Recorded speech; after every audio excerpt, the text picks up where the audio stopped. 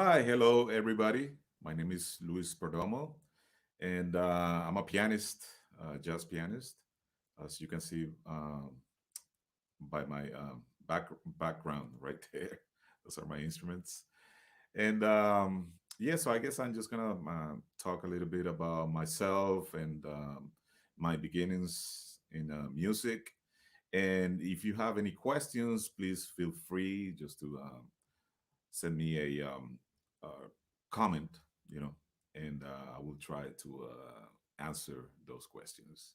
Otherwise, I'm just going to be speaking away here. Anyway, so I actually I'm from originally from Caracas, Venezuela, and I was just reading this. So yeah, my beginnings in music, um, I guess ever since I can remember, I've been surrounded by music.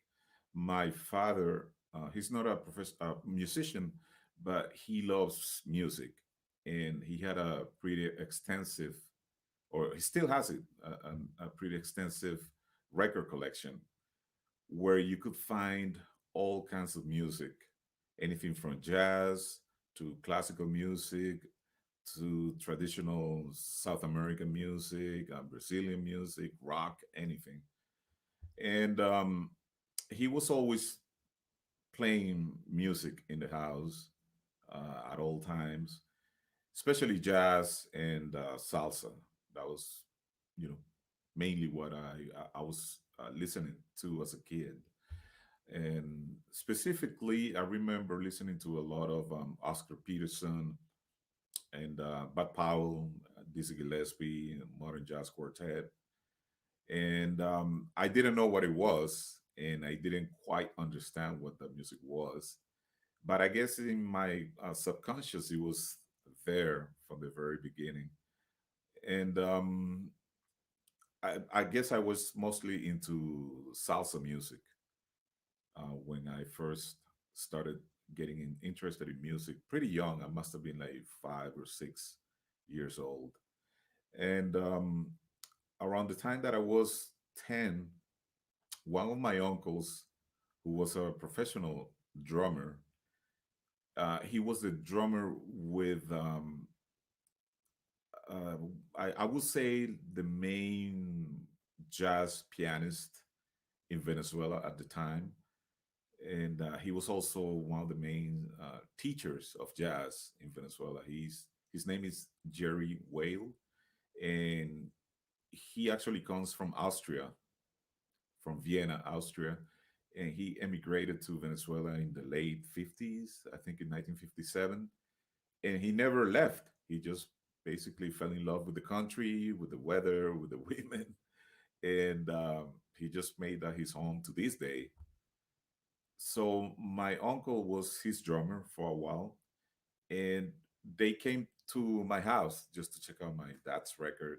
You know, my father, he loves to entertain and play recordings and, you know, hang out with friends.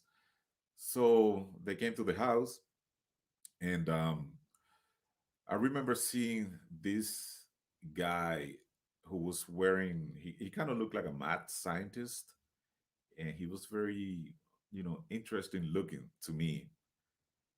Um, he was wearing all white, and his hair was all like out like this, and totally like a scientist.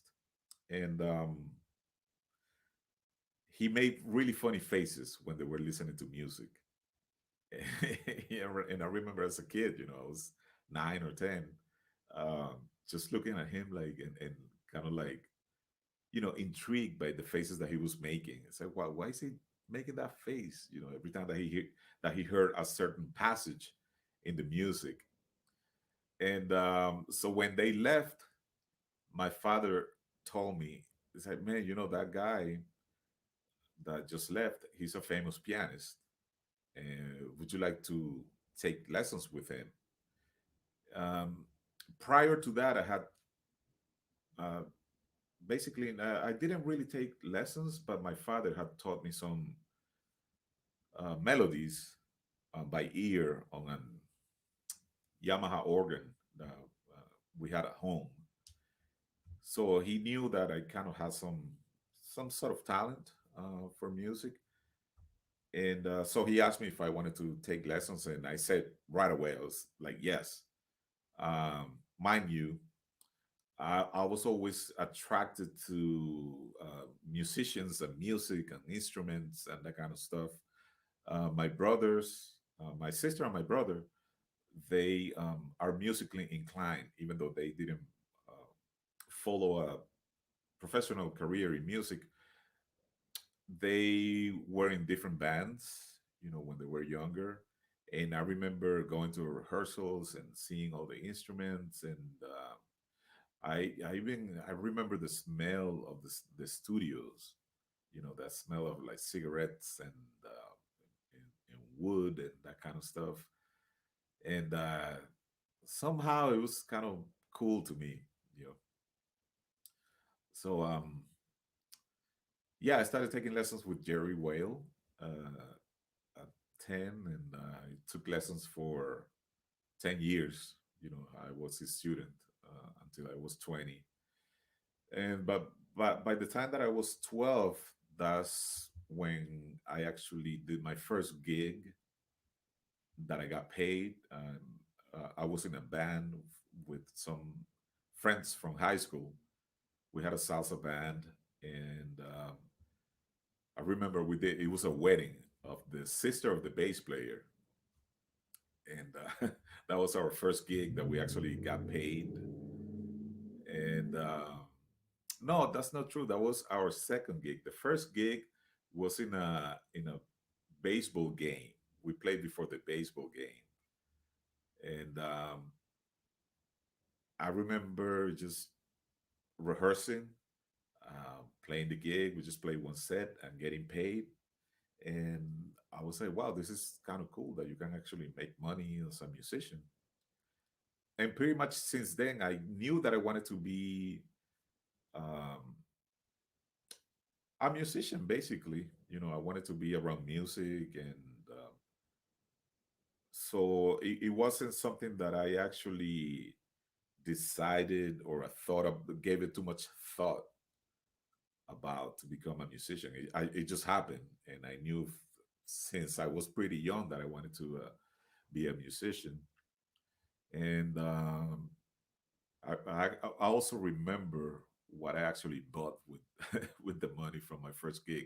First of all, after the gig, we went to Burger King, and then with the money that was left, I bought a record by Ruben Blades and this group called Seis del Solar. Actually, the first record that they did, called Buscando America, Looking for America. And that was the first record that I bought, my first LP. I also remember the first, later on, I remember the first CD that I ever bought was John Coltrane's On. But going back,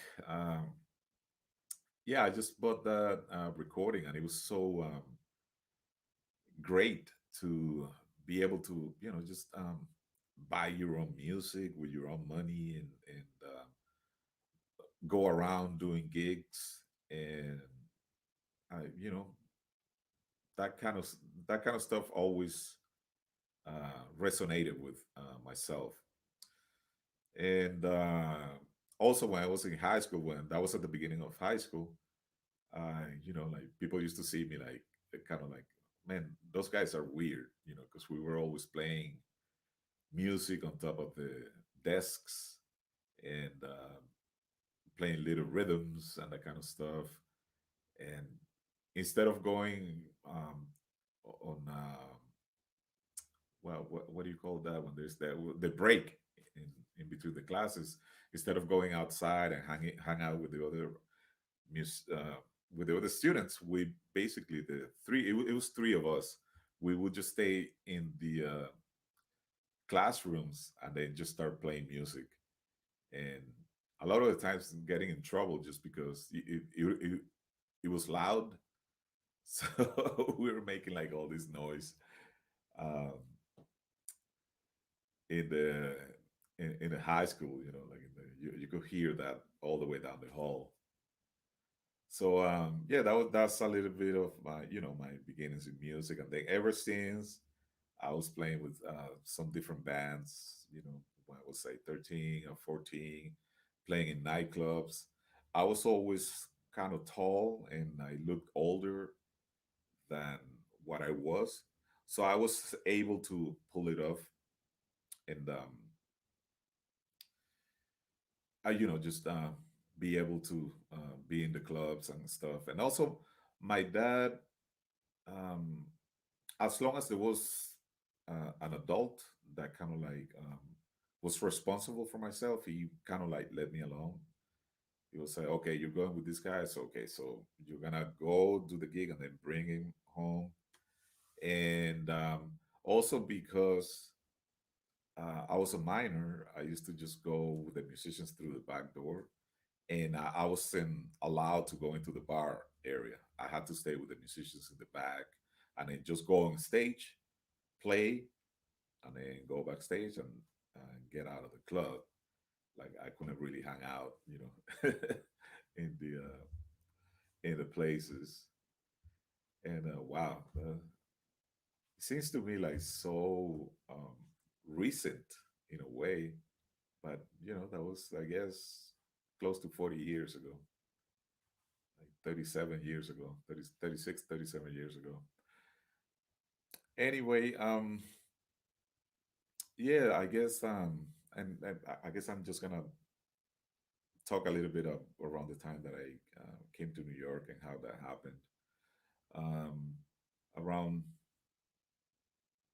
around the time that I graduated from high school, I spent 1 year that I was just basically just practicing and listening to music and doing a lot of practicing, listening to music, hanging out with friends that were musicians that were interested in the type of music that I was interested in. Around that time, I was basically just listening to all kinds of stuff and analyzing. I remember being really heavily into the avant-garde, um, listening to recordings like Conquistador by Cecil Taylor. That from the first moment that I heard those uh, piano melodies that he plays on that record, I was like, "Wow, what is this?" Um, Also, there was another recording that really caught my attention by Albert Eiler, and that was a spiritual unity. Um, so yeah, those recordings, and there was another one that I actually really really like, by Chick Corea, and it was a live recording made in Paris with a group called Circle, with Anthony Braxton and Dave Holland and Barry Atchell. And yeah, I was listening to that kind of stuff. I had a friend that was heavily into the music of Frank Zappa, and you know, I was listening to that music also, even though I wasn't really sure what it was. It took me a while to actually kind of like understand that kind of music, and then I became a Zappa head for a while. Um, so I spent a year that I was just basically just just practicing and listening to music and that kind of stuff. And then just by chance, another friend of mine invited me, that he knew that I played jazz and stuff. So he invited me to go to one of the clubs, which is the main jazz club in Caracas, called Juan Sebastian Bar. And I went, and this friend, he was a little bit more outgoing than myself, and he knew some of the musicians. So he told the musicians, "Hey, my friend here, he plays piano, so would you let him, like, sit in?" And I remember it was pretty late. It was probably like the last set, and they let me play the last song, and they were like, "Oh wow, you sound pretty good." So they invited me to, just come back and listen. And I remember just going to this club and then just sitting there and listening to the music and hanging out with the musicians, and listening to the stories, and just try to become friends with them. until and then they would let me play one song, then they would let me play two songs. After a while, the pianist, um, he was like, "Hey man, just play the last set." And this was a place that there was music basically from 12 p.m. until 3:30 a.m. There were three different groups. There was a group that played from 12 to 3:30 p.m. There was another group that played from 4 p.m. to 9 p.m. And then the jazz group played from 9:30 p.m. until 3:30 a.m. Then I started doing I started, just making some of the gigs, subbing for the pianist.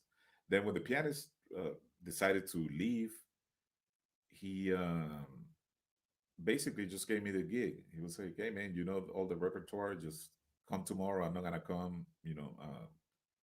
I think he was trying to go more into writing and writing jingles and that kind of stuff, which was mo- more money. So he kind of left me the gig, and the other musicians in the band, in the house band, they knew me. I guess, I was 18. And it's like, oh man, this is a cool kid, and I guess also because they felt that I was pretty open minded, they could actually um, kind of train me, you know, to do that kind of job. So I ended up getting the gig at Juan Sebastian Bar and playing there from Monday to Saturdays from 9:30 p.m. to 3:30 a.m. And it was great. It was great. I mean, I don't know if I could do that job right now because we used to play four sets a night, you and but when I was 18, it was great. For me, it was a great source of knowledge and practice, and also being one of the first. I mean, the one of the only jazz clubs down there, or like the more famous jazz club down there. A lot of traveling musicians used to go down there to just hang out, or they knew some of the other older musicians in the band, or that would be a meeting point if somebody wanted to go down there.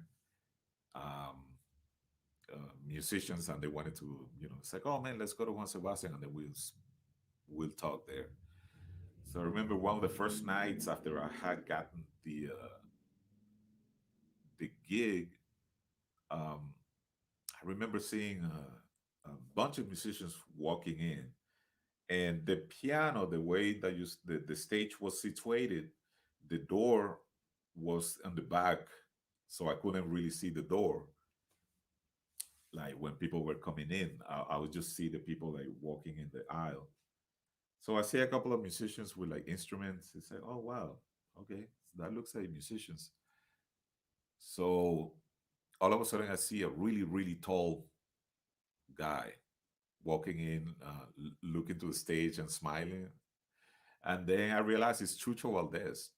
It's like, oh man, that's Chucho Valdez, and I'm playing, And like all of a sudden, I was like, wow, like scared, and like I was in awe looking at him.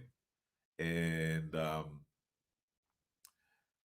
so the rest of the band was the band Irakere around that time, around 1990.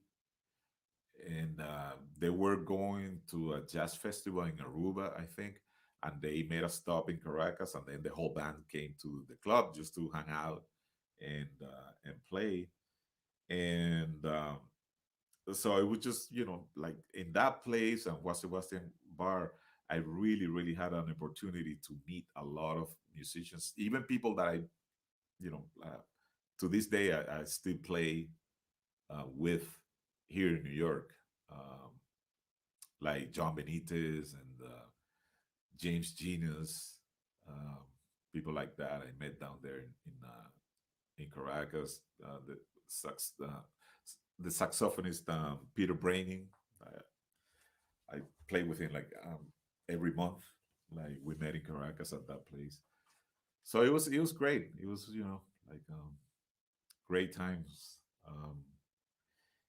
Then basically, the music scene in Caracas is pretty small. So after a couple of years, you basically just meet everybody and that you need to meet, and you have done all the gigs, that you are gonna do. So I started thinking about, I want to actually, um,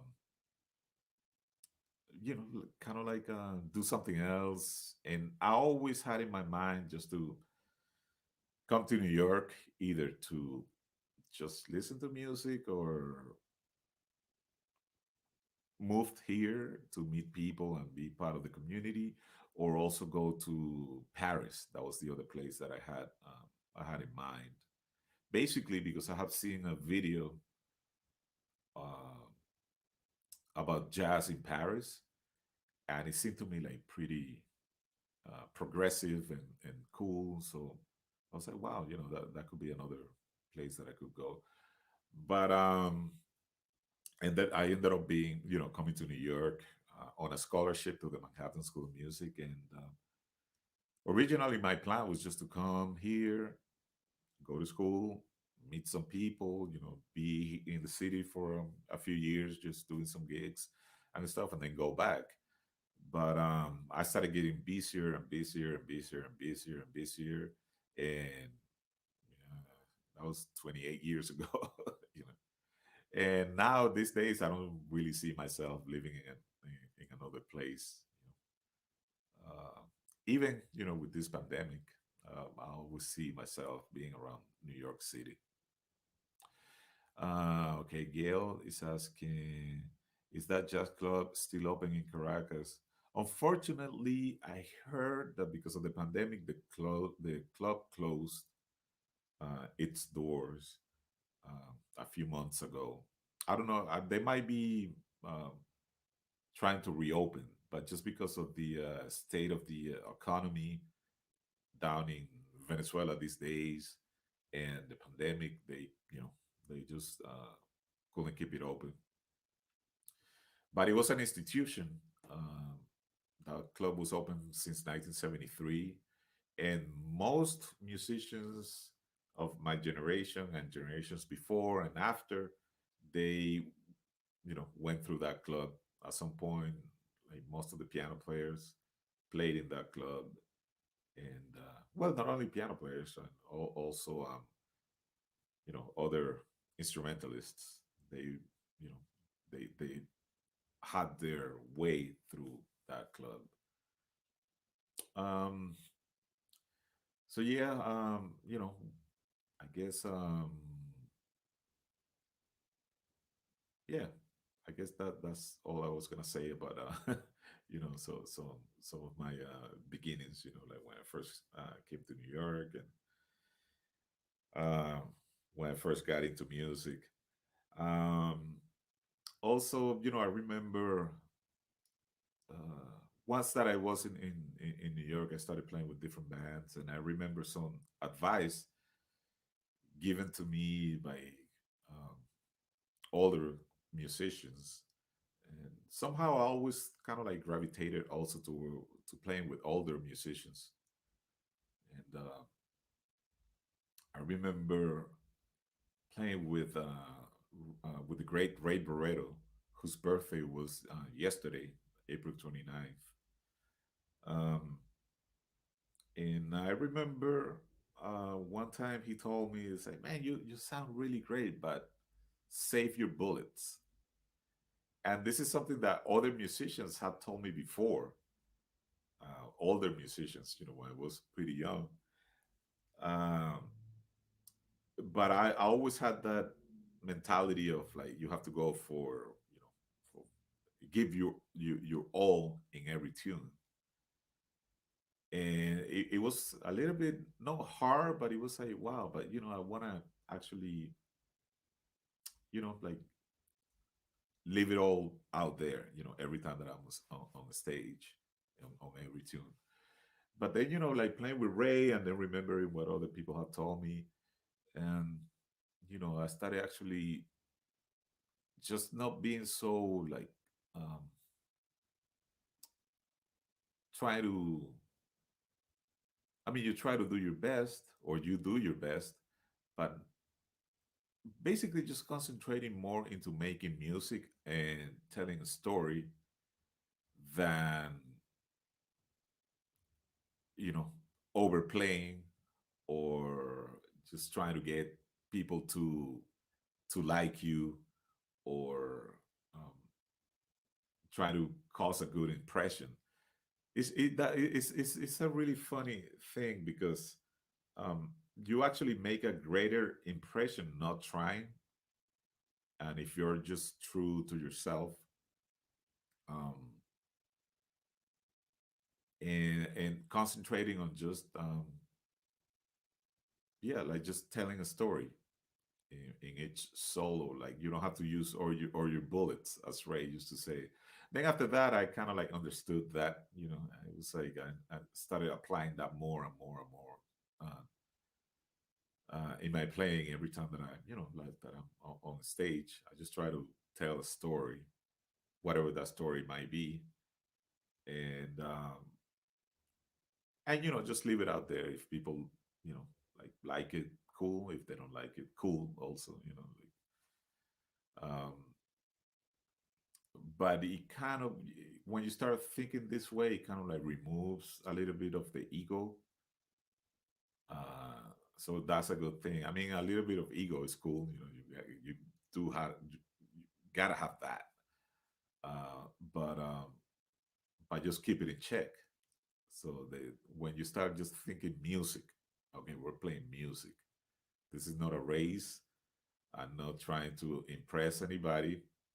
I'm not trying to, you know, just get another gig, you know, impress the owner of the place just so that I can get a gig. No, I'm there just playing music and getting an understanding with the other musicians in the band, and try to lift the stage and make things easier for the other musicians. Basically, that's, you know, try to get make it easier for the other musicians to convey their ideas on stage. And you know, when you start thinking that way, your comping becomes better, you know, uh, you know, which is one of the super important things when you play this music. Just be able to uh, comp behind a soloist or behind a singer, or in the rhythm section. And that's one thing that I actually practice to this, you know, to this day. I actually practice comping, um, different ways to get certain ideas out. I mean, you can't, when I say practice comping, it's that you cannot practice comping if you're not playing with other musicians. But there are certain aspects that you can actually, you know, have in place. Like you got to practice your rhythms, that kind of stuff. Um, Another thing that was, you know, said to me by, when I was a student of the great Roland Hanna, another really good advice is just to be uh, uh, you know, just be what's the word, uh, thoughtful, I guess, when you play people's music. Just like really get prepared as much as you can. um, and that's something that even before Roland told me, I was always kind of like that way, just because I never wanted to be that musician in the rehearsal or at the gig that is kind of like bringing things down, or that is not prepared, or you know, that because um, certain guy, or but because of myself, like the music cannot be the best that it can be. I always try to do whatever is in my power to um, be prepared. And that's something also that I saw uh, with the great Ralph Peterson. And playing with Ralph Peterson, it was always, uh, an experience, and it was always something that like you learn. It's you're not only playing music. Like every time that I was on stage with him, I was learning. Or off the stage, just having a conversation with him. I remember when we did my first recording as a leader. Um, I had Ralph on drums, and I gave him the music. Back then, it was handwritten music, and I handed him a folder with all the music, and not even MP3s. I think at that time it wasn't even. I didn't even have any MP3s, so I just gave him the music. And when we did the rehearsal, basically he had memorized all the music, and not only that he memorized all the music, he took time to orchestrate all the parts. So it wasn't just him keeping time, it was him actually helping the process and helping the music and making things easier for me and for the other musicians. And that was something that it was so cool for me to see. It's like, wow, man, this guy, like, he actually knows my music better than I better than me. And I remember another opportunity with Ralph where he basically just um, knew even the parts of uh, the horn players. He knew the parts. He said, "No, well, you're supposed to play this note, and as opposed to this other note." Or he knew. He said, "Well, like the original, that's this, but the bootleg of whatever song, like they played this, and then since then even the person that wrote the music, they changed what they did in the original, they play it this way." Like his knowledge was just so um, um, big that he could make any decisions in the spot musically. He never kind of like got caught off base.